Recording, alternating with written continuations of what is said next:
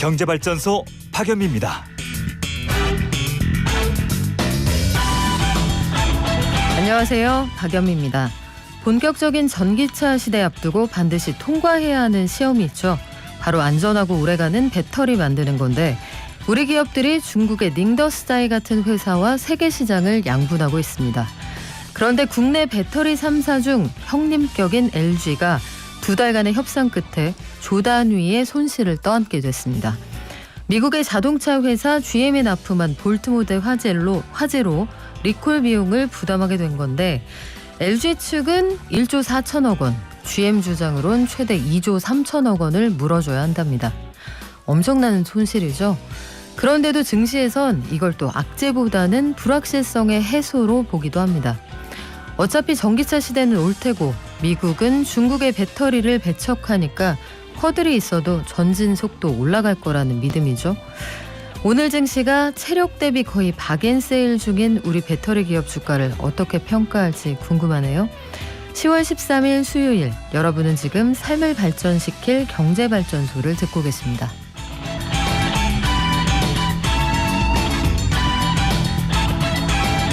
퇴직연금 중도 인출하시는 분들이 4년 만에 2배나 늘었다고 합니다.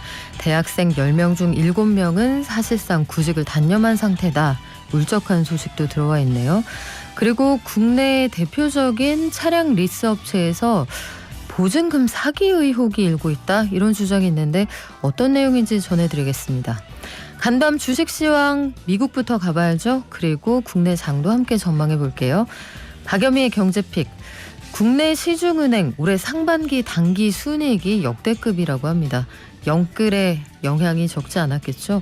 인터넷 전문 은행들도 이 대열에 합세하고 있다고 하는데 오늘 경제픽에서는 금융과 비금융의 만남, 토스와 타다의 만남 어떻게 이해해야 될지 한번 짚어보겠습니다. 마지막으로 경제탐사, MZ세대의 특히 G세대를 잡기 위해서 음원 스트리밍 서비스들이 굉장히 각축을 벌이고 있다고 하는데 왠지 김영대 평론가 모시고 알아볼게요. 저희 청취율 조사 기간이죠. 일단 경제발전소 박연미입니다. 외쳐주시고요. 방송 중에 샵 0951로 문자 주시면 추첨해서 선물 보내드립니다. 녹용 최신 경제책이 들어와 있네요. 짧은 문자 50원, 긴 문자 100원이고요. SNS, 인스타그램 팔로우해 주시면 역시 선물 보내드립니다. 깨어있는 경제발전소. 매일 아침 9시 경제를 이해하는 똑똑한 습관. 경제발전소 박연미입니다.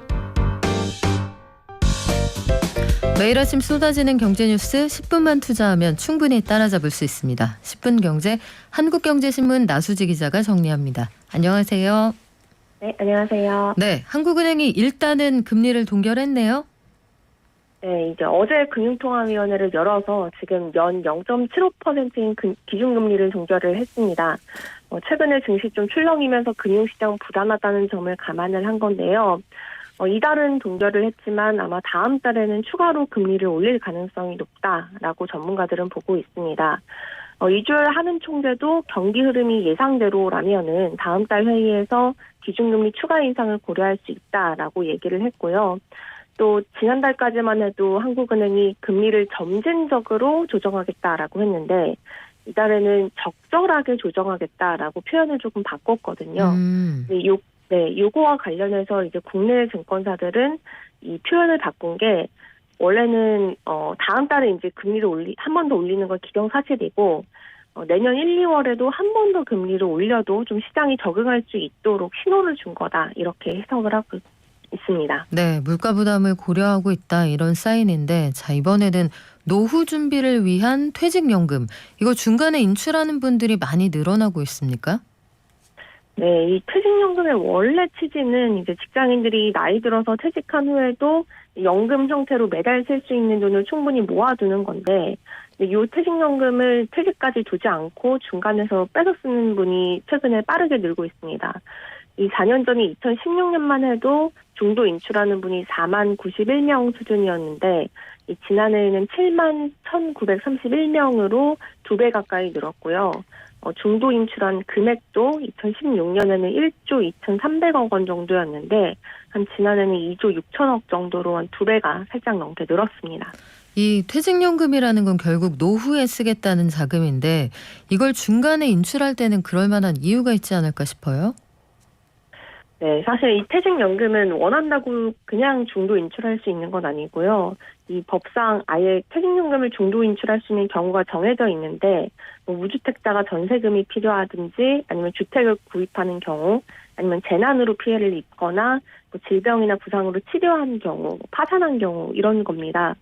근데 지난해 중도 인출한 분들한테 뭐 때문에 중도 인출했냐 이렇게 물었더니 한 62.3%가 주택 구매하거나 전세 자금 때문이다 이렇게 응답을 했는데요. 이 부동산 시장이 들썩이면서 빨리 내 집 마련을 하려는 이 소위 영끌족들이 퇴직연금까지 끌어다가 집을 매수한 거다. 이 영향으로 중도 인출이 크게 늘어난 거다. 이렇게 해석할 수 있을 것 같습니다. 네, 무리한 주택 구입도 문제지만 대출을 조이면 이런 부작용이 나타납니다. 그 노후 준비 대신 현재의 집을 구입한다. 이 부분은 금융당국에서 좀 고민할 문제 아닐까 싶은데 청년 취업 어렵다는 얘기 하루 이틀 전에 드린 건 아닙니다만 아예 구직 시장에 안 나가겠다 이런 구직자들이 많습니까? 네, 이 한국경제연구원 조사인데요. 8월부터 한 달 동안 전국 대학생 2,700명한테 조사를 했더니 지금 구직 활동하고 있냐 이렇게 물어봤더니 65.3%가 구직 활동을 아예 안 하는지 하더라도 적극적으로 하지 않고 그냥 의례적으로만 하고 있다 이렇게 대답을 했습니다. 적극적으로 구직 활동하고 있다라는 대답은 10명 중에 1명에 불과했고요. 그러면 왜 이렇게 적극적으로 하지 않고 있느냐 이렇게 물었더니 아직 내가 부족해서라는 응답이 64.9%로 가장 많았고요. 관심 분야 일자리가 부족해서가 10.7% 그리고 구직 활동 하더라도 일자리를 못 구할 것 같아서 그냥 의례적으로만 하고 있다. 이게 7.6%로 나타났습니다. 그렇군요. 코로나 네. 말씀하시죠? 네, 코로나로 어려워진 취업 시장에서 좀 자신감을 잃고 있는 내가 부족해서 그렇다 자신감을 잃고 있는 안타까운 통계 결과인데 문제는 이제 응답자는 절반 이상인 60%가 올해는 작년보다 더 어렵고 응답자의 절반은 상반기보다 하반기가 더 어려워졌다 이렇게 응답을 해서 굉장히 좀 쓸쓸한 설문조사 결과다 이렇게 말씀드릴 수 있을 것 같습니다. 네, 뭔가 도움이 될 수 있는 일이 있는지 저희도 열심히 찾아보겠습니다. 지금까지 한국경제신문의 나수지 기자와 함께했습니다. 고맙습니다. 네, 감사합니다. 리스사에서 뭐 이렇게 지원해 주신다고 했던 뭐 예. 7, 8, 9월 달을 못 받았죠? 아무래도 시국이라서 그런지 진짜 더 크게 다가온 거는 사실이고요. 딱 끌어올릴 때가 한 2년, 3년쯤이더라고요. 그때는 그놈들이에요. 또 이제 뭐야 이거 너무 쉬운데 하고 또 하는 거죠 이게. 그래요. 얘네들 진짜 되게 실두설미하다니까요. 예. 그분들은 고스란히 다 피해자신 거잖아요. 근데 그 딜러분 한 분한테만 450명 정도라는데 뭐 한 1억 8천까지도 그렇게 편취당한 사람들도 있더라고요. 그러니까요. 차량을 4대, 5대 법인 같은 경우는 또 네네. 모르는 사람들이 많아요. 이런 유사한 그 업체가 제가 4-5군데가 있는 걸로 알고 있어요. 네, 요즘 렌터카나 리스 이용하시는 분들 참 많습니다. 신차를 오늘 구입해도 인수하는데 1년 걸린다 하니 중고차로 눈을 돌리시고요. 중고차 시장도 여의치가 않으니까 아예 리스나 렌터 시장으로 가보자 하는 분들 많은데 리스의 장점이라고 하면 이 번호판은 일반 차량으로 사용을 하면서도 처음에 들어가는 비용 부담이 좀 적다는 거잖아요. 그런데 한 오토리스 회사가 자동차 구입에 필요한 경비 등을 먼저 받아가고 나중에 약속을 지키지 않고 있다 해서 이 피해자가 점점 늘어날 수도 있다 이런 이야기가 나오고 있는 상황이네요. 현재까지 최소 수백 명의 피해를 호소하고 있다고 하는데 어떤 얘기인지 오늘 피해자 가족을 스튜디오에 모셔서 얘기 한번 나눠볼게요. 안녕하세요. 안녕하세요. 자, 우리 그 강수린님이시죠? 성함이. 네, 맞아요. 아버님이 피해를 보신 걸로 알고 있는데 구체적으로 어떤 일이 있었던 건가요? 4월에 계약을 하셨는데 그 2,800만 원이라는 보증금을 내셨고 이제 한 달에 캐시백을 100만 원 정도를 지원을 해주신다고 하셔서 이제 4달간 지원을 받다가 지금은 지원금이 들어오지 않고 있는 상황이에요. 지금 강 선생님 댁에서는 한 달 정도 그 회사가 약속했던 지원금이 들어오지 않고 있는 상황이다. 그래서 회사 재정 상황이 어려워져서 나중에 먼저 내신 그 보증금을 돌려받지 못할까 봐 그게 걱정이 된다는 말씀을 잠깐 해주셨어요, 사전에. 네. 보증금으로 회사에 넘겨주신 돈이 얼마인가요? 2,800만 원이요. 2,800만 원을 주셨고 매월 회사가 그 리스에서 반씩 부담하기로 했던 그 비용을 주지 않고 있는 상황이다. 네. 근데 여기는 아직 한 달이란 말이죠. 네. 그래서 이 사건을 관련해서 여러분들의 그 수임 대리하고 계신 법무법인 정의의 강동원 대표 변호사도 현장에 나와 계시거든요. 먼저 인사드릴게요. 안녕하세요. 네, 안녕하세요. 자, 지금 강 선생님 댁은 한 달. 그러니까 아마 들으시기에는 그 한 달이면은 나중에 좀 사정이 달라질 수도 있는 거 아닌가요? 이렇게 생각할 수가 있고요. 그래서 피해자들이 여러 피해를 호소하고 있는데 피해 단계나 금액이 굉장히 다양하다면서요? 네, 뭐 저도 지금 최근에 수임을 해서요. 한 100명 정도 저희가 대리를 하고 있는데 들어보면 뭐 피해 상황이 다양합니다. 네. 그래서 지금 강 선생님 때 말씀하신 것처럼 뭐 한 달 정도 못 받은 분도 있고 한 서너 달 받고 뭐 6개월 이상 못 받으신 분도 있고 그렇게 돼 있고 피해액도 뭐 수천만 원대에서 수억 원까지 다양하게 존재하고 있습니다. 수억 원까지 피해를 봤다는 거는 처음에 내셨던 그 보증금이라는 금액을 돌려받지 못했다 이 얘기인가요? 그렇죠. 보증금이라고 해서 차 한 대에 수천만 원씩 한다 그러면 법인 같은 경우는 차량이 많이 필요한 법인 같은 네. 경우는 몇 대만 해도 몇 억이 되잖아요. 네, 그런 피해도 있습니다. 법인 피해 고객까지 나온 상황이고 지금 최소한 100명이 이 법무법인을 통해서 피해를 호소하고 있다 이런 말씀인데 지금 경찰에 이 사건이 접수가 되어 있는 상황입니까? 글쎄요, 저희도 지금 수임 초기 단계이기 때문에 그 피해자들이 개별적으로 고소한지는 아직 파악이 안 되고 있는데 저희 같은 경우는 일단 같이 묶어서요 고소를 할 예정입니다. 그렇군요. 네. 지금 최소한 100명 이상 그리고 각자 피해보고 있는 분들이 점점 이 관련 카페에 모이고 있다고 하니까 피해자 피해 금액은 더 늘어날 것 같은데 자, 강 선생님은 아버님이 이제 차를 계약한 걸로 알고 있어요. 네. 그런데 렌터카 업체나 리스 업체가 정말 셀 수 없이 많지 않습니까? 네. 그러니까 이 회사를 선택하시게 된 이유는 뭐였어요, 처음에? 대형 포털 사이트에 있는 그 딜러 SNS에 포스팅된 뭐 수많은 차량 리스 계약 성사건도 있고 고객 후기들 사진 보고선 괜찮은 회사라고 생각이 되어서 이용을 하게 되었어요. SNS를 통해서 알게 되셨고 네. 후기도 좋았다. 그런데 네. 이 회사가 제시하는 조건이 특별히 좋은 게 있었나요? 네, 월 리스료를 지원을 해주다 보니까 아무래도 그 점이 좋았던 것 같고 이제 계약이 끝나면은 뭐 반납이나 인수 뭐 그런 것들을 선택할 수 있어서 네. 뭐 일반적으로 리스를 하면 그 차를 반납하실 수도 있고 뭐 차를 인수하는 조건으로 하실 수도 있는 건데 선수금을 일단 내시고 네. 리스료가 월에 190만 원 정도 지금 지급을 네. 하셨다고 하셨어요. 요걸 회사랑 반씩 내다가 회사가 절반의 부담을 안 하기 시작했다 이런 얘기인데 그 변호사님 네. 리스를 할 때요. 회사가 리스 비용 절반을 대주는 이런 경우가 흔한 건가요? 흔하지 않죠. 그렇죠. 네. 굉장히 독특한 케이스죠. 그렇죠. 흔하지 않으니까 이 피해자들이 이제 좋은 조건이니까 많이 모여들었고 피해 이렇게 커진 거죠. 그래요. 그래서 이게 참 계약할 때 너무 지나치게 조건이 나에게 유리하다 이러면 한 번쯤 고민을 해보실 필요가 있는 건데 오늘 오전 9시 기준으로 피해자 규모가 그러면 대략 지금 법무법인에 접수되어서 혹은 접수 대기를 하고 계신 분들이 얼마나 되는 거예요? 지금 100여 명 상태고요. 저희 예상으로는 수백 명까지 될 수 있다고 보고 있습니다. 그래요. 이 사건을 처음에 인지를 하시고 얘기를 들었을 때 수억 원까지 피해를 보신 분이 있다고 했는데 그러면 사측에 전화를 해보셨을 거 아니에요? 오토리스 업체. 그쪽 입장은 뭔가요? 연락 두절입니다.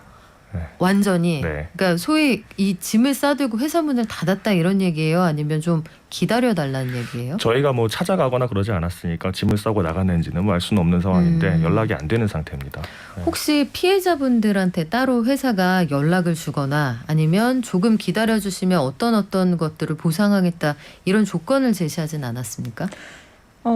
9월 중후반 그쯤에는 그런 공지를 그 회사 사이트에는 띄우진 않고 밴드 이런 S 오토리스 밴드에 공지를 해주셨다가 지금은 아무런 안내가 되고 있지 않아요. 그러니까 원래부터 계약을 하고 그 사이에 관리되는 과정을 밴드로 의사소통을 해오신 거예요. 네. 그러니까 담당하셨던 그 리스를 해준 그 담당자가 있을 거 아니에요. 그분하고는 연락이 안 됩니까? 아, 그분하고는 연락이 되고 있는데 그분은 지금 퇴사를 하신 상황이어서 이직했다. 네. 그래도 본인 계약권이니까 뭔가 끝까지 책임지고 본인이 해줘야 될 역할이 있을 텐데 그쪽에선 뭐라고 하나요?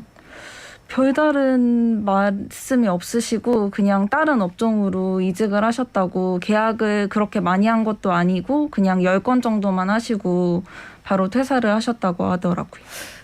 저희가 사전에 인터뷰를 통해서 우리 강 선생님 댁의 그 계약을 담당하신 분이 팀장님 직함을 갖고 있었다고 네. 저희가 들었어요. 네. 근데 이런 방식으로 저는 10건밖에 안 했고 이제 이직했습니다. 변호사님, 이렇게 되면 네. 피해자들한테 사실 제일 중요한 거는 형사고소를 해서 혼내주고 싶은 마음도 나중에 생기겠지만 그것보다 제일 중요한 게 내 돈을 돌려받는 거잖아요. 그렇죠. 이게 가능한 상황일까요, 이거? 저희가 뭐 소송을 준비하고 있지 않습니까? 지금 말씀하신 것처럼 형사 고소도 진행을 할 거지만 결국 돈을 돌려받으려면은 이제 그렇죠.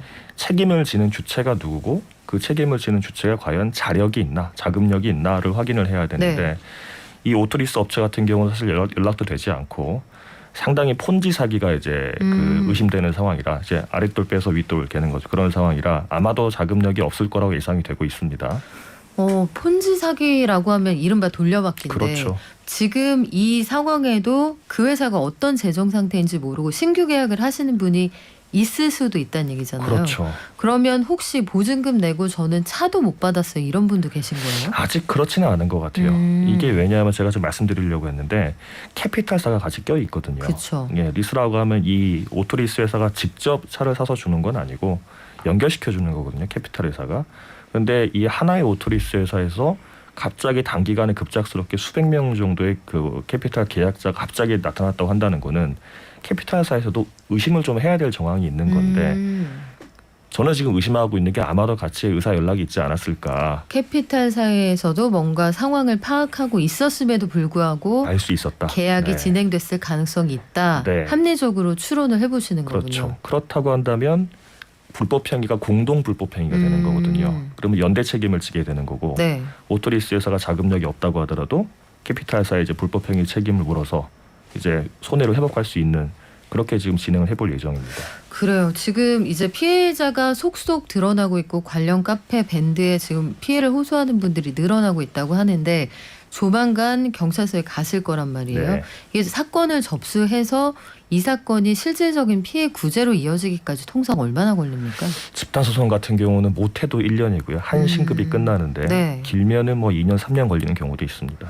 저희가 그래서 이 사건이 아직 본격적으로 수사가 이루어지지 않은 단계에서 알려드리는 이유는 추가 피해를 막고자 하는 그런 의도를 가지고 있는 거거든요. 해서 관련 업체의 입장도 들어보기 위해서 저희가 여러 차례 연락을 했습니다만 역시 연락은 닿지 않았습니다. 그래서 앞으로 피해자들이 어떤 행동을 취해 나갈 거냐, 어떤 방식을 택할 수 있는 거냐, 이게 관건인데, 자, 강 선생님은 아버님이 계약을 체결하셔서 굉장히 속상해 하신다고 네. 말씀을 들었어요. 이게 수천만 원의 피해가 발생을 하게 된다면, 보증금을 정말 영영 못 받게 된다면 어떻게 아버님은 뭐라고 하시던가요? 일단은 그 보증금은 받지 못하더라도 네. 처벌을 받았으면 하는 바람이고요. 그 저희 아버지뿐만이 아니라 피해자들 모두 보증금을 받을 희망은 가지고 있지는 않아요. 아, 그러니까 지금 재정 상태가 어렵다는 공지가 밴드에 한번 올라왔고 네. 수백 명에게 사실상 연락이 두절돼 있는 상태고 계약을 체결했던 딜러들도 다 나간 상황이니까 네. 이 돈을 못 받더라도 우리가 형사 처벌은 시켜야겠다 이런 마음이 들 정도 화가 나 계시군요. 네. 그러면 변호사님 네. 나중에 그 이와 유사한 집단 소송을 여러 차례 이제 수임대를 하신 걸로 알고 있어요. 머지포인트 사태도 네. 지금 담당을 하시고 네, 맞습니다. 계신 걸로 알고 있는데 이런 상황에 빠지지 않기 위해서 물론 권리 구제가 중요하지만 소비자들이 이 계약 단계에서 제일 조심해야 되는 게 어떤 겁니까? 아까 방금도 말씀하셨는데 네. 상식에 벗어나는 이례적인 좋은 조건이 있다고 한다면 일단 의심을 하시는 게 좋을 것 같아요.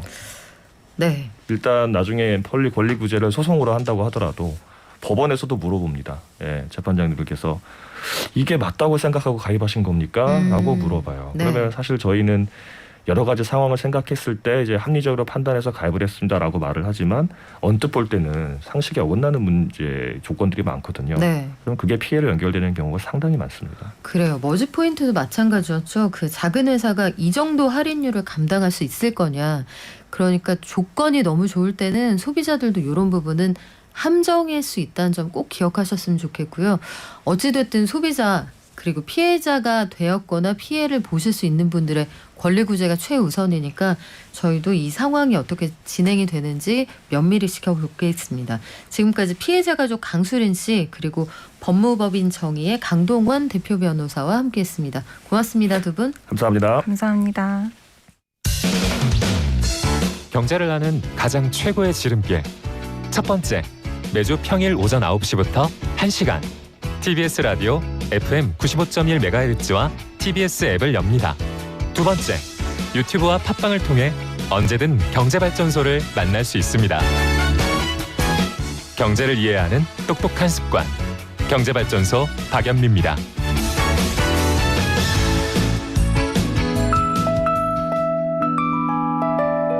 개미 한 마리, 개미 두 마리, 개미 세 마리가 사과를 들고 하나. 네, 개미 3마리가 사과를 들고 소풍 가고 싶은 그런 날씨죠. 오늘 아침에 서울은 하늘이 참 맑습니다. 그럼에도 불구하고 코로나 확산은 또 경계를 해야겠죠. 될 수 있으면 가족 단위로 집에서 시간 보내주시고요. 전국에 주요 관광지에 요즘 단풍 구경 많이 가신다고 하는데 임시 선별 검사소가 설치돼 있습니다. 야외 활동 후에는 반드시 선별 검사 그리고 예방 접종 완료. 백신 접종이군요. 백신 접종 완료 꼭 부탁드릴게요. 오늘의 우리 증시 어제는 방지턱이 이만저만한 게 아니었고 삼성전자가 6만 원대로 내려왔었는데 오늘은 어떨까요? 미래에셋증권 미디어 콘텐츠 본부의 서상영 본부장 연결돼 있습니다. 안녕하세요. 네, 안녕하십니까. 네, 간밤 뉴욕 증시부터 정리 부탁드릴게요. 일단 미국 증시는 최근 하락에 따른 반발 매수세가 유입되면서 상승하기도 했었지만 IMF가 글로벌 성장률 전망을 하향 조정하는 등 경기 둔화 우려가 높아지면서 약세를 보이기도 했었습니다. 보통 이제 전반적으로 보합권에서 상승과 하락을 계속 왔다 갔다 했었고요. 이런 가운데 반도체 및 일부 대형 기술주, 금융주가 부진한 반면에 태양광, 자동차, 리츠 금융 업종이 강세를 보이는 등 업종 차별화가 진행되면서 전반적으로 보합권 등락을 보이다가 소폭 하락으로 했고요. 러셀 2000 지수 같이 중소형 종목들 같은 경우가 강세를 보인 점도 특징이었습니다. 이제 중소형으로까지 눈을 돌려야 그 옥석을 가릴 수 있는 어려운 시장이 된 건데 국제통화기금 IMF도 저는 약간 원망스러운 게 상하반기 전망을 내고 분기에 한 번씩 수정을 하잖아요. 네네. 그러니까 사실상 석 달에 한 번씩 전망을 바꾼다는 건 IMF도 잘 모르겠다는 얘기 아닙니까? 맞습니다. 예, 글로벌 경기가 둔화되고 있고 높은 인플레이션 우려가 높아지고 스태그플레이션 가능성이 전반적으로 주식시장에 부담으로 작용을 하고 있는데 IMF가 여기에 또 불을 질렀죠. GDP 성장률에 대해서 그 글로벌 GDP 성장률에 대해서 지난 7월달에 발표된 6%에서 5.9%로 하향 조정을 했고요. 특히나 미국에 대해서 7%에서 6%로 큰 폭으로 하향 조정을 했습니다. 시장을 상반기 동안 시장을 이끌었었던 낙관론이 시들해질 위기에 놓여 있다라는 주장도 있었고요. 여기에 소비자 물가 지수는 또 상향 조정을 했고 물가에 대해서 높은 인플레이션이 일시적이라는 연준과 경제학자들의 평가에는 동의하지만 예상외로 회복기의 상승세가 유지될 수 있다는 위험 또한 중대하게 높아지고 있다라고 경고를 했습니다. 그러니까 쉽게 얘기해서 나도 잘 모르겠는데 너희들 일시적으로 어쩌고저쩌고 얘기하지만 네. 그래도 높은 인플레 계속 문제되고 있으니까 이거 좀 조심하자 이런 식으로 경고를 했다라고 보시면 될 것 같습니다. 네, 저는 그래서 경제 리포트에서 상당 기간, 현저히 이런 단어가 참 싫습니다. 그 상당 기간은 대체 얼마일까요? 그래서 알쏭달쏭한 맞아요. 그렇죠. 이게 참 애매한데 그래서 투자자들도 헷갈린단 말이죠. 요즘에 삼성전자가 7만 전자도 어렵다. 6만 전자 됐다 이런 얘기 나옵니다. 미 증시에서도 반도체 업종이 좀 어려웠군요. 네, 마이크론이 이제 급락을 하면서 필라델피아 반도체 지수가 1.34% 하락을 했습니다. 전반적으로 반도체 종목군이 부진하면서 기술주 전반에 걸친 투자 심리 위축 요인이었었고요. 중요했던 거는 올 상반기 마이크론의 성장은 좀 인상적이었지만 시장 조사 업체 가트너가 디램과 낸드 가격이 내년도 하반기에 급격하게 하락할 것이다라고 전망을 했고 트렌드 포스트 또한 디램 가격이 올해 4분기부터 순차적으로 하락하기 시작을 해서 내년도 내내 계속 하락할 것이다라고 전망을 했습니다. 뭐 또 글로벌 칩 부족 때문에 또 그 일부 IC 부품 관련 공급망 문제로 단기적인 출하량 또한 더욱 감소할 수 있다는 점도 반도체 관련 종목군의 하락 요인이었고, 근데 이거 누구나 다 알고 있었던 내용이잖아요. 그렇죠. 그래서 이 주지의 사실을 어떻게 해석하느냐의 문제인데 우리 시장은 이걸 지금 어떻게 해석하고 있습니까? 일단 최근 삼성전자와 하이닉스는 계속적으로 밀려 내려왔었고요. 이 내용 때문에 하락을 계속 해왔었다고 보시면 될 것 같습니다. 그런데 이제 결국은 내년도에 가서도 관련된 디램 가격이 계속 빠진다라는 뜻은 삼성전자와 하이닉스의 향후의 실적에 대한 우려가 높아질 수밖에 없는 그런 구조고요. 그래서 이제 보합권 출발했지만 최근 반발 매수가 유입되면서 상승을 하고는 있습니다만 이게 지속될 가능성은 그렇게 높지 않다라고 봐야 될 것 같습니다. 여전히 좀 부진한 모습을 좀 보일 것으로 예상을 하고 있고, 네. 전반적으로 주식시장은 최근 하락에 따른 반발 매수 때문에 급격하게 매수세가 유입되면서 상승을 하고 있는데 이걸 또 주도하고 있는 게 외국인의 선물 동향. 벌써 4,500계약이나 지금 20분밖에 안 됐는데 네. 4,600계약을 매수를 했고요. 이렇게 대량 매수를 하다 보니까 프로그램 매수나 이런 것들이 유입이 되면서 지수 중형주 중심으로 해서 끌어올리면서 지수 자체는 상승을 하고는 있습니다. 그런데 미국장 끝나고 나서 애플이 아이폰 13 생산량을 좀 감소할 것이다. 칩 부족 때문에. 그것 때문에 LG이노텍이 5% 가까이 급락을 하는 등 일부 종목군별로 차별화가 좀 진행이 되고 있는 것도 특징이라고 보시면 될 것 같습니다. 네, 안 그래도 LG 마지막으로 여쭤보려고 했는데 LG 큰돈 물어주게 됐잖아요. 이쪽 주가는 어떻습니까?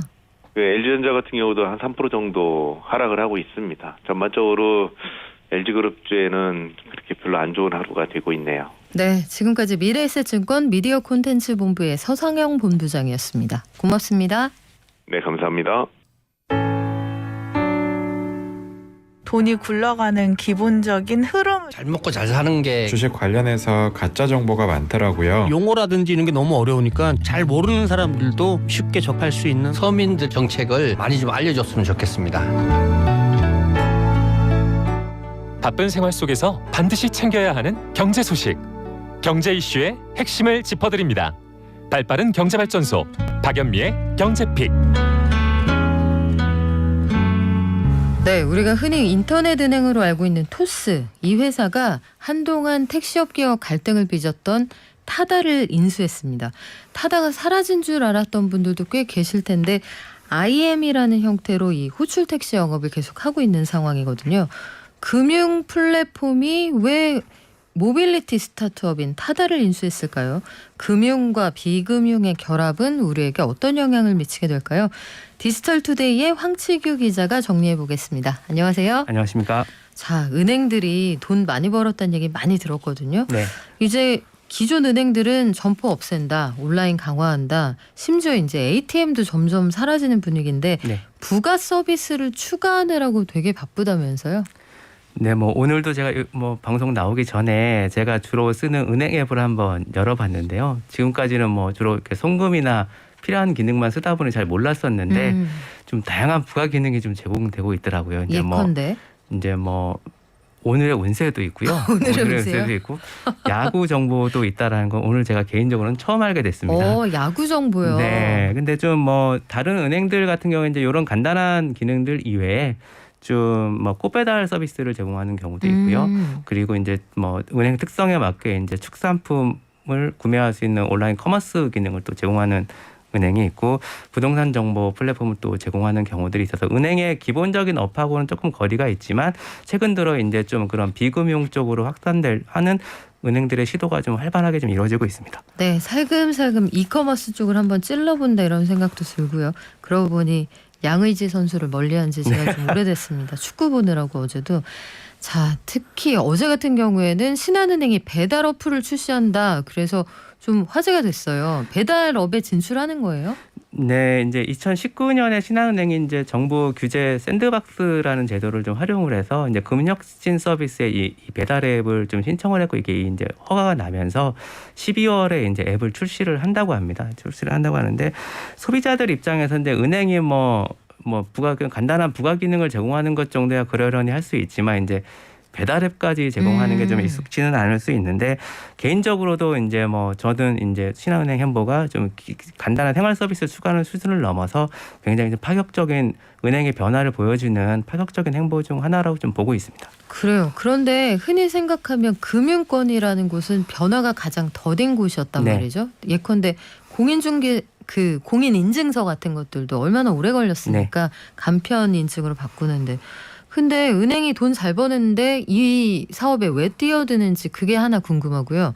또 한 가지는 기존에 이미 그 승자들이 있단 말이에요. 시장을 갈라서 가지고 있는. 여기에서 게임이 될 건가 그것도 궁금하네요. 일단 은행들이 좀 본업과 이렇게 좀 외도하는 듯한 좀 사업들을 이제 속속 이렇게 내놓고 있는 배경을 좀 살펴보면 전체적으로 이제 산업의 경계가 좀 많이 옅어지고 있습니다. 이제 금융도 마찬가지로 더 많이 이제 논란도 많이 되고 있지만 이제 테크 기업들이 비금융 테크 기업들이 이제 디지털 금융 쪽으로 확산을 하면서 그 소비자의 접점이 이제 은행들이 틀어지고 있었던 소비자의 접점이 지금 흔들리고 있는 현상들이 되게 두드러지고 있거든요. 이제 당장에 이제 은행들이 지금 올해도 상반기 엄청난 수익을 올렸지 않습니까? 네. 당장에 지금 수익에는 큰 문제가 없다고 하더라도 특히 이제 소비자 금융 이쪽에서 보면 그 테크 기업들의 공세로 인해서 지금까지 본인들이 그냥 정보 라이선스만으로 그냥 가지고 있었던 접점에 대한 영향력을 상실할 수 있다는 위기감이 굉장히 커지고 있고요. 그에 대한 좀 반로로 이런 좀 비금융 쪽으로 좀 확장을 해서 그 접점에 대한 영향력을 좀 계속 유지하려고 하는 그런 좀 시도로 볼 수 있을 것 같습니다. 그리고 또 이제 좀 경쟁 제대로 할 수 있겠느냐의 측면은 사실 좀 지켜봐야 되겠지만 신한은행 사례만 놓고 보면 이제 배달 앱이 말씀하신 대로 그 선수들이 많잖아요. 그게 이제 또 만만치 않은 선수들이고 그걸로 먹고 사는 회사들인데 과연 이제 신한은행 이걸 잘할 수 있겠느냐에 대해서는 여전히 좀 특히 테크 기업들 쪽에서는 이제 좀 오버 액션 아니냐, 신한은행이 좀 오버하는 거 아니냐라는 인식도 꽤 있는데 일단 신한은행 입장에서는 수수료 부분을 일단 입점 수수료나 광고료 부분들을 좀 없애서 좀 어떤 자영업자들이 어떤 좀 진입 장벽을 낮추겠다. 이제 진입 장벽의 비용을 좀 낮추겠다라고 좀 얘기를 하고 있어서 근데 물론 이제 그걸 좀 차별화 요인으로 할 수는 있지만 사실 배달에 보면 소비자가 얼마나 쓰느냐가 중요하잖아요. 그쵸. 그러니까 식당들 입장에서도 내가 이 신한은행 배달앱에 가입을 네트워크에 합류했다고 그래가지고 수요가 없는데 이제 그 가입 네트워크에 합류했다는 것 자체만으로도 의미를 찾기는 힘들 것 같고 결국에 이제 수요를 어느 정도 일으키냐 하는 문제인데 좀 신한은행 입장에서는 수수료가 낮기 때문에 식당들이 상대적으로 다른 배달앱에 비해서 좀 비용을 조금 적게 책정할 수도 있는 거 아니냐 이렇게 보고 있는 것 같은데 배달앱은 이제 다들 많이 이용을 해보시겠지만 이런저런 부가 혜택들이 많습니다. 서비스를 하면 쿠폰도 좀 주고 오랫동안 안 쓰면 댓글 달면 또 리뷰 남기면 하나 더 주고 하는 혜택들이 많거든요. 한동안 멀리하면 쿠폰 주는 단가가 올라갑니다. 그래서 좀 약간 이런 약간 저렴한 가격이 이제 소비자들에게 좀 체감할 수 있는 혜택이 될지는 조금 지켜봐야 될 것 같습니다. 그래요. 은행이 지금 돈 잘 벌고 있는데 앞으로는 쉽지 않을 것 같으니까 포털 이런 데랑도 지금 다 경쟁을 하고 있잖아요. 그렇죠. 네. 살려고 한다. 살려고 그러는구나. 이런 생각을 해보게 되는데 KB국민은행 부동산 전문 어플을 선보이기도 했어요. 이게 올해 3월인데 이 회사가 가지고 있는 그 시세 정보가 시장의 벤치마크 역할을 하잖아요. 여기도 결국은 그 고객들의 마음을 붙잡아두기 위한 그런 서비스군요. 아까 말씀드린 대로 좀 접점을 계속 유지하고자 하는 좀 의도가 굉장히 강하다고 볼 수 있고요. 그리고 이제 기존의 금융업하고 좀 시너지를 낼 수 있는 연관 분야를 계속 찾는 과정에서 말씀하신 대로 이제 부동산은 좀 국민은행이 강점을 갖고 있었던 분야 중에 좀 하나다 보니까 이제 이 부분을 좀 더 전문화해서 사업화하는 쪽으로 속도를 좀 내고 있는 것 같습니다. 제가 기억을 해보면 제가 지금 사용하는 주거래은행 그 계좌를 그 은행이 이름 바꾸기 전에 대학 때 열었거든요. 네. 그 은행은 중간에 막 M&A가 되고 해서 간판이 바뀌었습니다만 뭘 해주겠다거나 선물을 주겠다거나 이렇게 공식적으로 뭔가 혜택을 준 건 거의 작년 올해가 처음인 것 같아요. 고객 이탈을 막아서 요 가두리 양식장 안에 그냥 가둬놓겠다 이 얘기네요. 네. 지금 뭐 어쨌든 글로벌하게 보면 이제 국내외적으로 슈퍼 앱이라는 말을 좀 들어보셨을 것 같은데 그 이제 모바일 앱 특히 이제 모바일 앱들에서 하나의 기능 뭐 그 특정 한두 가지 기능을 제공하는 어떤 앱들이 네. 이제 규모를 키워서 그 막강한 사용자들을 기반으로 그 제공하는 서비스들을 확대해 나가고 있어요. 이제 이런 거를 약간 이제 요새 뭐 업계에서 이제 슈퍼앱 트렌드라고 좀 표현을 하는데 이게 좀 여러 가지 맥락이 좀 맞물려서 벌어지는 현상입니다. 이제 애플이나 구글 같은 경우 어떤 모바일 플랫폼 회사들이 프라이버시를 굉장히 이제 통제를 강화하고 있거든요. 그러니까 좀 기업들 입장에서는 예전에 자기들 서비스에서 발생하는 데이터가 아니더라도 어떤 다른 서비스들에서도 어떤 발생하는 데이터를 활용할 수 있는 디지털 광고 기술이라든지 추적 기술을 활용할 수 있었는데 지금 최근에 애플이나 구글 정책을 보면 예전에 이제 외부 데이터를 활용할 수 있는 그 통로가 점점 좁아지고 있거든요. 네. 결국에는 자기 서비스에서 가급적 많은 사람들의 활동을 일으키고 거기서 발생하는 데이터를 활용하는 거에 대한 가치가 이제 점점 더 커지고 있다 보니 한 앱에서 다양한 기능을 지원해서 가급적 많은 활동들을 좀 하게 하려는 그런 움직임들이 굉장히 활발하고 금융 앱들의 좀 이런 확장도 큰 맥락에서 보면 슈퍼 앱의 개념으로도 볼 수 있을 것 같습니다. 그렇군요. 다들 무한 경쟁하는 그런 시대다 이렇게 생각이 되는데 자 고객 입장에서는 두 가지 생각이 들어요. 하나는 그동안 내가 굉장히 오랫동안 사용을 해줘도 고마운 줄 몰랐던 이 은행까지 나한테 구애를 한다니 좀 달가운 측면도 있고 다른 한편으로는 내 데이터가 쓸만하다는 얘기인데 나한테는 아무 혜택이 없네 이런 생각도 할 수가 있거든요. 네. 제 IT 전문 기자가 보시기엔 어때요? 뭐 아까 진행자분이 뭐 은행주거래 은행에서 작년에 뭘 하나 받으셨다고 했는데 제가 준 건 아니고요. 네. 뭐에 응모할 수 있는 기회를 주더라고요. 그래요? 네. 저는 개인적으로는 뭐 저도 하는 은행을 거의 바꾸지는 않는 편인데 네. 뭐 여전히 좀 저는 좀 소외를 당하고 있다는 생각이 저는 들고 25년 됐습니다. 네. 근데 데이터라는 게 점점 더 이제 뭐 디지털 환경으로 비즈니스의 중심이 좀 넘어오면서 데이터가 갖는 가치는 뭐 크게 강조할 필요는 없을 것 같고요. 그다음에 이제 사용자 데이터가 이제 네. 기업의 밸류에 기업의 가치에 좀 영향을 미치는 비중이 굉장히 큰데 좀 기업들은 이제 데이터를 뭐 마이데이터도 마찬가지죠. 이제 12월 시행 예정의 마이데이터 정책도 이제 데이터를 기반으로 좀 디지털 금융 서비스를 네. 좀 더 개인화하겠다라는 어떤 정부 정책으로 좀 추진되고 있는 건데요. 기업들은 이제 사용자들이 데이터를 주면 좀 더 나은 서비스로 보답하겠다. 뭐 이런 명분을 좀 내세우고 있잖아요. 네. 근데 저희가 또 금융 서비스에서 뭐 이게 디지털이 나온 게 하루 이틀 된 것도 아니고 뭐 개인화 서비스를 강조한 게 또 은행들이 개인화 서비스를 강조한 게 또 어제 오늘의 일도 아닌데 뭐 저 개인적인 경우만 놓고 봐도 뭐 소비자 측면에서 뭐 기업들은 내 데이터를 가져가서 뭔가를 한다고는 하는데 딱히 나한테 이게 뭔가 나를 위해서 뭔가 나오는 게 있는가 싶은 마음이 들 때가 많거든요. 그렇다면 그 최종적으로 결국 제일 중요한 건 네. 데이터에서 결제 정보잖아요. 네. 사람들이 어디로 이동해서 뭘 먹고 기죠. 어디에서 카드를 긁는지 그걸 보여주는 건데 네. 그거 가지고 돈 벌었으면 소비자하고도 좀 나눠야 되는 거 아닌가 싶어요. 마이데이터 제도에서 지금 그런 논의는 없지만 앞으로 이제 마이데이터 업자들 간 경쟁이 좀 치열해지면 네. 그 데이터 제공을 허가하는 조건으로 이런저런 뭐 쿠폰 등 이런저런 좀 보상을 줄 수는 있을 것 같습니다. 줄 수는 있는데 어떤 근본적인 이게 좀 해결책이 되느냐의 부분에 대해서는 좀 지켜봐야 될 것 같고요. 국내외적으로 이제 글로벌하게 보면 시스템적으로 어떤 사용자가 어떤 디지털 서비스에 기여하는 가치에 부합하게 적절한 보상을 해줘야 된다라는 논의가 지금 활발합니다. 이제 국내에서도 네. 뭐 디지털 데이터세라고 해서 좀 기업들이 데이터로 얻는 혜택의 어떤 가치에 세금을 좀 부과를 해서 이거를 약간 이제 뭐 좀 전 국민에게 네. 좀 기본소득 개념으로 줄 수 있는 재원으로 활용해보자 이런 논의도 있고요.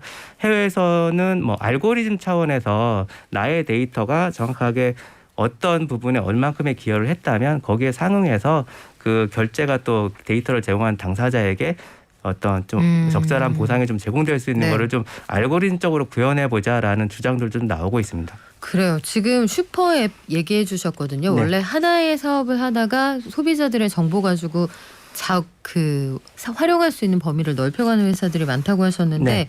최근에 제일 관심이 갔던 건 이거였어요. 그래서 토스는 네. 타다를 왜 인수했을까? 그 말도 많고 탈도 많았던 그 타다 많죠. 이게 인수를 하면 얼마나 도움이 될까요? 뭐 지난 한 주간의 IT 이슈 중에서 좀 가장 그래도 좀 중량감이 있었던 뉴스였던 것 같고요. 좀 결과 이제 회사 측에 내세운 좀 발표만 놓고 보면 이제 토스에서는 그 기존 금융 서비스에 좀 확장할 수 있는 어떤 통로로 좀 그 모빌리티를 굉장히 주목을 좀 했던 것 같고요. 특히 이제 결제 서비스 부분 같은 경우에는 그 뭐 이승건 그 토스 대표가 좀 언급한 대로 연간 좀 택시에서 일어나는 결제 규모가 한 12조 정도 되는데 이 중 절반이 엄청나네요. 앱을 통해서 이제 네. 디지털로 일어나고 있어서 카드 등록해놓고 네. 선결제하는 분들이 그죠. 많죠. 그런 부분들이 있어서 이제 토스가 기본적으로 디지털 결제 사업을 갖고 있기 때문에 근데 지금 어떤 킬러 본인들 서비스 일부를 제외하면 토스의 결제 서비스를 이렇게 좀 확장할 수 있는 좀 큰 플랫폼들이 좀 필요한 상황이거든요. 그런 측면에서 약간 모빌리티를 좀 발판으로 좀 삼으려고 하는 것 같고요. 그 이외에 좀 앞으로 토스가 이제 인터넷 전문은행을 시작을 했기 때문에 지금은 이제 뭐 마이너스 대출이라든지 예금 정도의 어떤 서비스를 제공하고 있지만 앞으로 점점 더 어떤 대출 금융을 확대해 나가지 않겠습니까? 그러다 보면서 좀 모빌리티 같은 경우에 그 택시 운전사분들의 소득이 좀 이렇게 불균등해서 은행에 대한 접근성이 이제 기중은행에 대한 접근성이 좋지 않다는 얘기가 좀 예전부터 있었어요. 신용도가 다 제각각이니까요. 네, 그래서 이게 소득이 이제 워낙 좀 왔다 갔다 하기 때문에 그렇지만 이제 어떤 데이터가 여기서 계속 쌓이게 되면 그 토스가 갖고 있는 또 서비스 역량으로 뭐 이런 모빌리티에 활동하는 분들을 대상으로 한 또 뭐 맞춤형 대출 서비스라든지 이런 것들로도 확장할 수 있지 않을까 이렇게 좀 전망을 해봅니다. 아, 그렇군요. 관련해서 여러 가지 금융 상품이 파생될 수도 있다. 네. 융합 플랫폼의 춘추 전국 시대다. 이런 평가를 해도 과언이 아닐 것 같은데 앞으로 이들이 어떻게 성장해 나갈지 한번 지켜보겠습니다. 다만 시장 경쟁이 치열해지면 한동안 소비자 후생이 올라갈 거다. 이것만은 좀 분명해 보이네요. 네. 지금까지 디지털 투데이의 황치규 기자와 함께했습니다. 고맙습니다. 고맙습니다. 범람하는 거짓 정보와 가짜 뉴스, 공정한 경제를 말합니다. 깊이 있는 경제발전소 박연미의 경제탐사.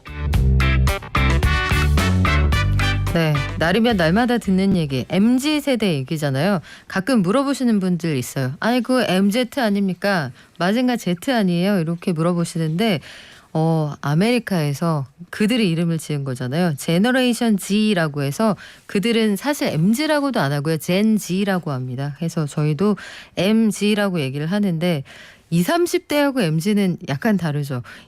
특히 그중에서도 마지막에 있는 이 G세대를 잡기 위해서 디지털 음원 서비스 이쪽에서 굉장히 공을 들이고 있다고 하는데 보는 거 좋아하는 세대를 음원으로 잡는다. 무슨 얘기인지 국내 최고의 평론가 김영대 평론가와 함께 얘기해 볼게요. 안녕하세요. 안녕하세요. 김영대입니다. 네, 주말에 안 뵈니까 저도 새록새록 어색하고 좋은데 자, 콘텐츠라고 하면 알맹이잖아요. 네네. 열매. 이거에 음원 콘텐츠라고 하면 노래하고는 좀 다른 거죠. 그 얘기 하기 전에 네. 제가 아까 듣다가 보니까 마징가 Z. 제가 어렸을 때 잘난 척한다고 마징가 Z라고. 아, 그래요? X세대를 위해서 또 하나 던질게요. 전격 Z 작전. 그렇죠. 헬로 키트.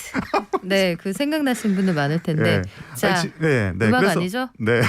질문으로 돌아가면 이제 요새 오디오 콘텐츠라는 말이 나오고 있는데 이게 그 기존의 오디오 플랫폼, 우리 스트리밍 서비스라고 하는 것들을 위주로 지금 나오고 있는 거예요. 근데 여기서 이제 오디오 콘텐츠라고 하면 우리가 흔히 알고 있는 음원하고는 다릅니다. 그러니까 음원은 우리가 이제 음원이라고 하고 여기서 이제 오디오 콘텐츠라고 하면 그 음원 서비스 이외에 새로운 콘텐츠들을 이제 의미하는 겁니다. 그러면 구체적으로 어떤 걸 얘기하는 거예요? 뭐 기본적으로 우리가 알고 있는 게 이제 큰 틀에서 팟캐스트라는 거를 생각하시면 가장 이제 이해가 빠르실 것 같은데 네. 이게 단순히 이제 우리가 보통 알고 있는 뭐 시사 팟캐스트, 문화 팟캐스트 이런 식으로 뭐 혹은 뭐 좀 긴 내용 뭐 이런 거를 떠나서 더 많은 것들이 있어요. 가령 오디오북이 일단 있을 수 있고요. 그리고 최근에는 뭐 앰비언트 사운드라 그래갖고 이렇게 뭐 자연의 소리 같은 거, 힐링되는 사운드 같은 거. 마음이 편안해집니다. 빗소리에 귀를 기울이세요. 이거 얘기하시는 거죠? 목소리 들으니까 갑자기 명심보감도 생각나요. 네, 아무튼 그런 네. 것도 있을 수 있고 대화 콘텐츠도 있을 수 있어요. 대화. 가령 이제 진행자와 그 이제 듣는 사람이 소통할 수 있는 그런 콘텐츠 같은 것도 그게 실시간으로 가능한 네네 그런 게 거예요? 또 가능하고요. 또 음악 같은 것들을 짧게 모아서 틀어주는 것도 가능하고 라이브 콘텐츠도 가능해요. 그래서 이게 뭐 특정하게 어떤 콘텐츠들이 있다 말할 수는 없고 오디오 이 플랫폼을 활용한 각종 오디오 콘텐츠가 모두 이제 이 안에 포함이 된다고 볼 수 있겠죠. 그런데 저는 좀 궁금한 게요.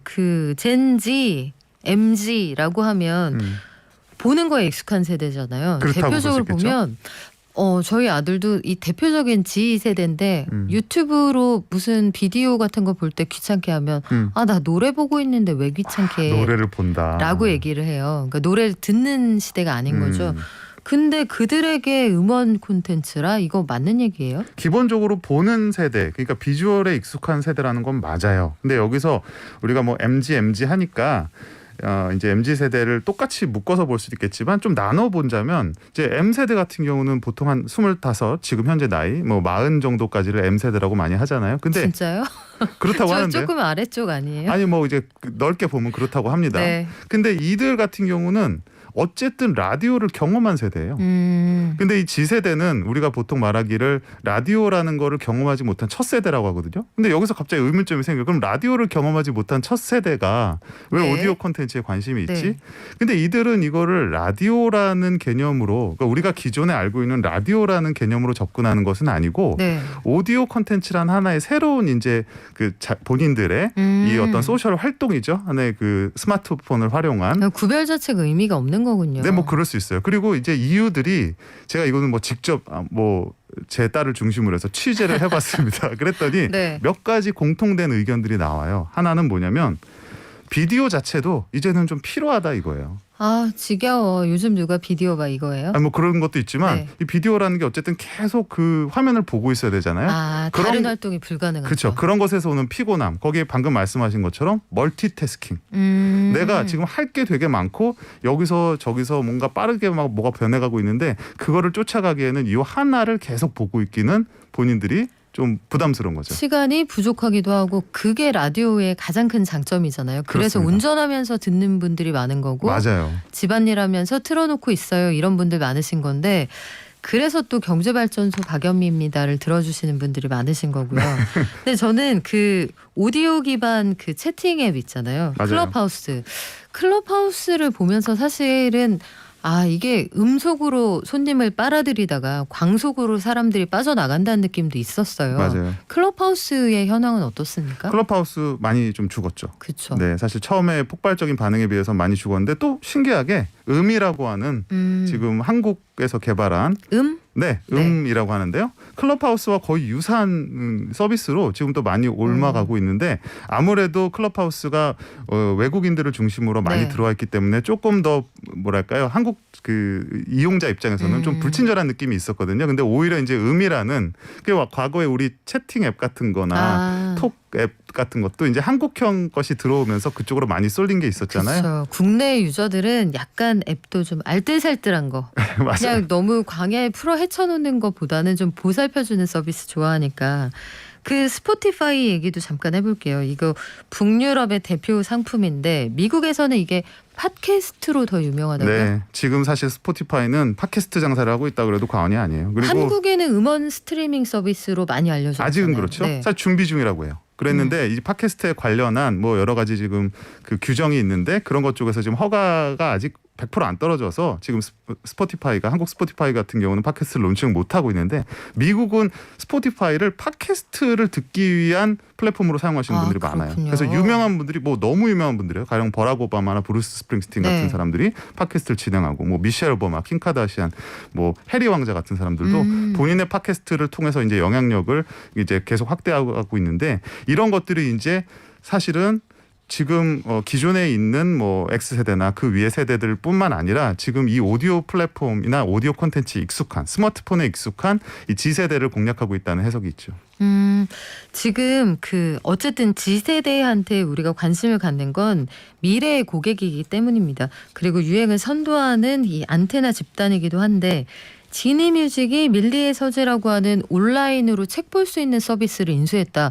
이것도 전 좀 흥미롭더라고요. 네, 그러니까 책 1위 기업 밀리의 서재인데 이 지분을 464억 원을 들였어요. 와. 그래갖고 38%의 지분을 인수해갖고 지금 이제 그 대주주로 1대 주주로 올라섰죠. 근데 앞으로 이제 이것이 인공지능 서비스와 이제 결합을 해서 굉장히 또 창의적인 그 컨텐츠를 만들려고 하고 있다고 하고 또 플로우라는 서비스가 있어요. 네. 근데 플로우 같은 경우는 이미 올해 초였을 겁니다. 그 스푼 라디오라고 지금 젠지 G세대들이 가장 많이 사용한다고 하는 이 오디오 컨텐츠 서비스가 있어요. 라디오 서비스인데 그래서 두 기업 간에 MOU를 맺어갖고 지금 오디션 프로그램을 그 플로라는 플랫폼에서 론칭을 한다라고 또 밝히기도 했습니다. 그래요. 어떤 형태가 될지 참 궁금한데 라디오 드라마 시장이 다시 열린다는 얘기도 있어요. 그 오디오 드라마겠죠, 정확히는. 그러면 딱 우리 세대 딱 생각난 게 제3공화국. 그렇죠. 그때였다. 이러면서 시작하는 그런 식의 드라마가 뚜벅. 그렇죠. 막 문 닫는 소리 나고요. 그때 거기에서 빵 떠서 TV로 진출하신 성우분도 많았는데 오디오 드라마가 다시 나온다고요? 맞습니다. 그래서 뭐 영화 감독 장항준 씨 뭐 이런 분들이 이제 오디오 드라마를 만든다고 해서 이제 공모전을 해갖고 이제 본선에 이제 진출을 하는 거죠. 그런 네. 작가들과 함께 같이 뭐 다양한 장르의 오디오 드라마를 만든다고 하고 방금 말씀드린 뭐 그 플로우인데요. 이 플로우가 이제 매일 한 편씩을 이제 공개를 하기로 했어요. 그래갖고 이제 그 시청자들에게 투표를 받아서 최종 우승작을 이제 선정할 예정이라고 하는데 이게 지금 한국에서만 벌어지는 현상이 아니라 전 세계적으로 벌어지고 있어요. 그러니까 미국 같은 경우 스포티파이 같은 경우는 아예 오디오 드라마를 만드는 제작 업체를 인수해서 본격적으로 이제 오디오 드라마를 계속 론칭을 할 계획을 갖고 있고요. 넷플릭스 우리는 지금 이제 영화 OTT로 많이 알고 계신데 넷플릭스도 시리우스 XM이라고 이제 미국의 대표적인 디지털 라디오 업체인데 여기와 이제 손을 잡고 넷플릭스가 만들어내는 오디오 컨텐츠, 오디오 드라마를 지금 런칭할 준비를 하고 있습니다. 신기하네요.